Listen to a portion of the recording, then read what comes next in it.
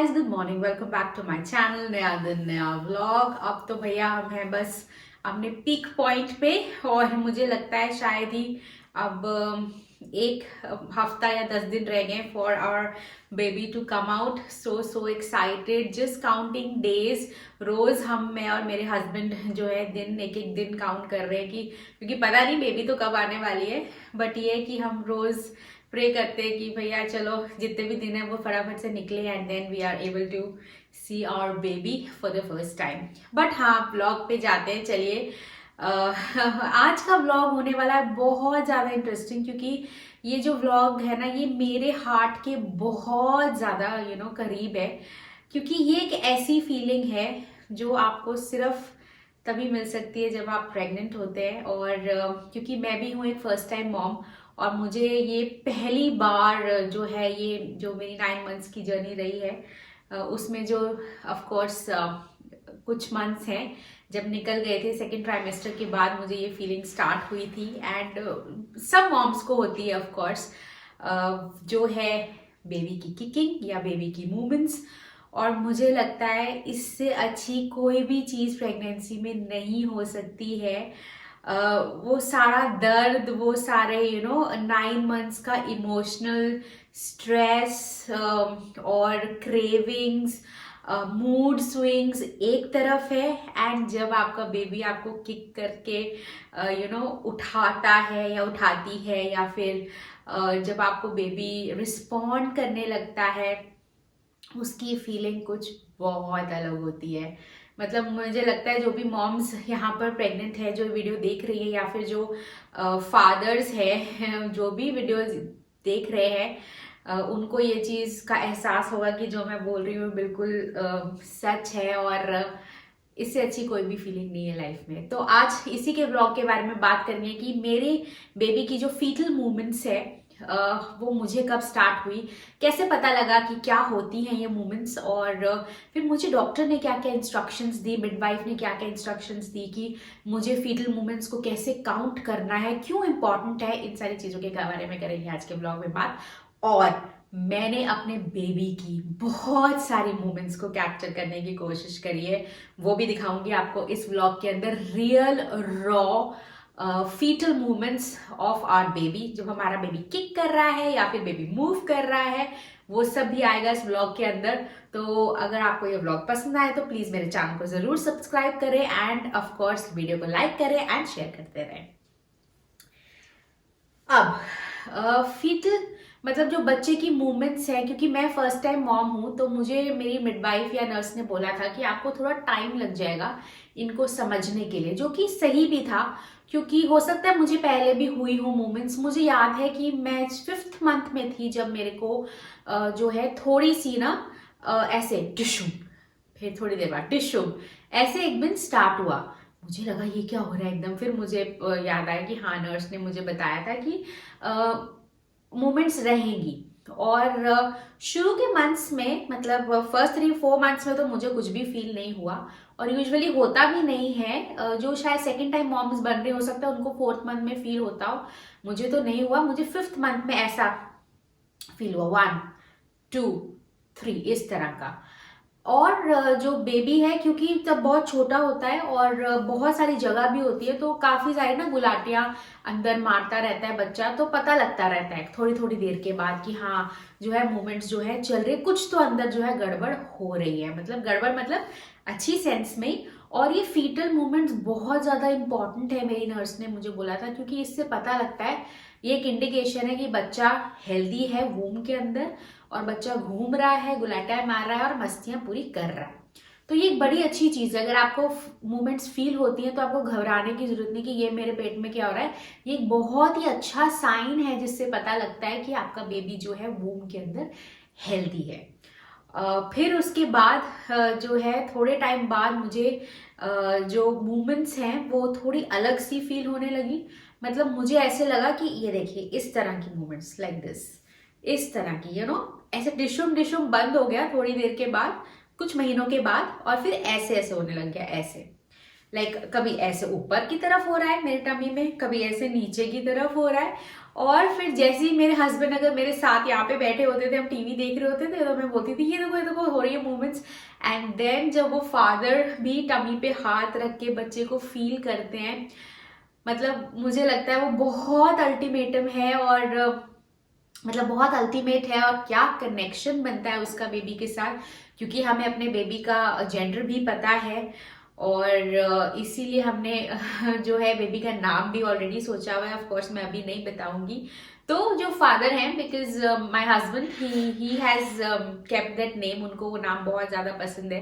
तो अब तो वो क्योंकि 7th मंथ से जब नाम पुकारते भी हैं, एंड देन फिर वो थोड़ा सा बोलते हैं, then our baby response by again giving those ऐसे ऐसे वाली किक्स या डिशुम डिशुम वाली किक्स।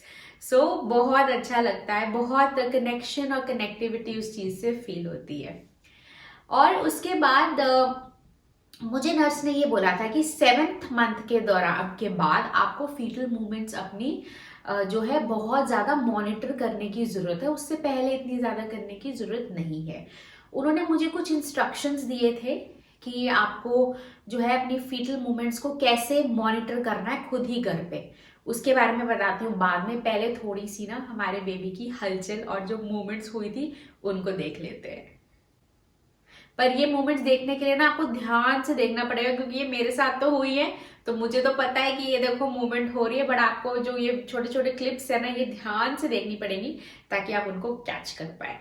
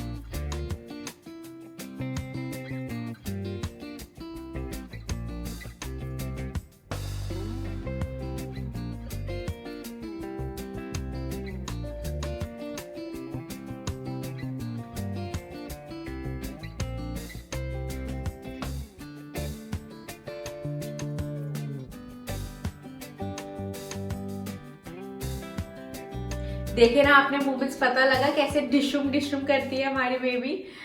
वेरी एक्टिव, बहुत ज्यादा। बट हाँ, कुछ बच्चे एक्टिव होते हैं, कुछ नहीं होते हैं, बट उससे कोई इतना ज्यादा फर्क नहीं पड़ता। बट ये कि मूवमेंट्स जो है वो कंटिन्यूसली होनी चाहिए।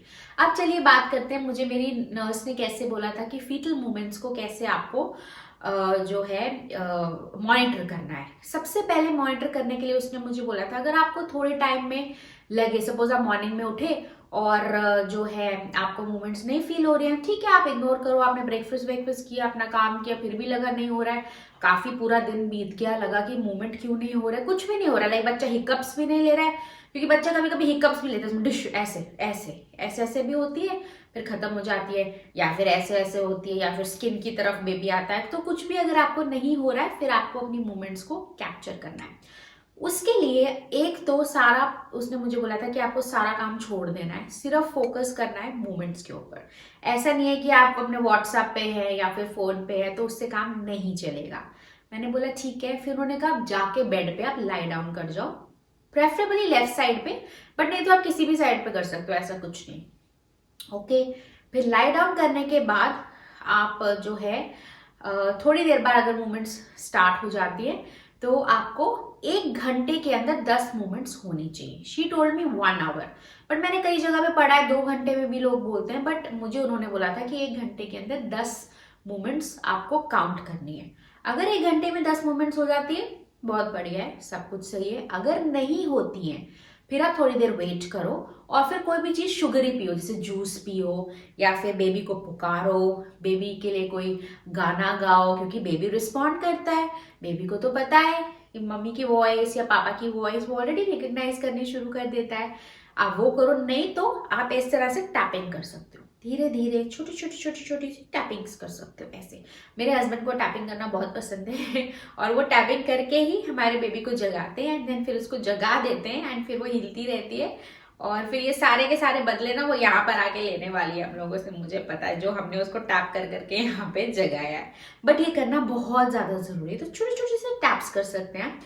और अगर आपको फिर जो है मोमेंट्स फील होनी शुरू हो जाती हैं तो भैया बहुत सही है, कुछ भी करने की जरूरत नहीं। बट हाँ, अगर आपको मोमेंट्स फील नहीं होती है, प्लीज शांत मत बैठिए, तुरंत अपने मेडिकल एडवाइजर या डॉक्टर या नर्स जिनसे भी आपकी कंसल्टेशन है, बात हो रही है, उनको तुरंत कॉल करके अपनी पूरे अभी जो भी स्टेटस है उसके बारे में बताएं, ताकि वो उसको जाके तुरंत हॉस्पिटल में चेक करवा सके। यही मुझे मेरी नर्स ने बोला था।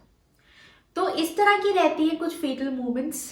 चलिए अब देखते हैं थोड़ी सी और मूवमेंट्स जो है हमारे बेबी की। ये तो बहुत ज्यादा मूवमेंट हो गई थी मुझे एक दिन। और कभी कभी क्या होता था कि जो मूवमेंट्स होती थी ना उनमें मुझे, मैं ये नहीं बोलूंगी कि पेन होता था, बट एक झटका सा लगता था, मुझे वैसा भी फील हुआ है। क्रैम्पिंग भी नहीं बोल सकते उसको, और कभी कभी होता था और मैं बोलती थी आओ ये क्या हो रहा है। और मुझे सबसे ज्यादा मूवमेंट्स फील होती थी शाम के अंदर, और जब मैं बेड पे लाई डाउन कर रही हूँ रात के अंदर तो मुझे काफी ज्यादा मूवमेंट्स फील होती थी।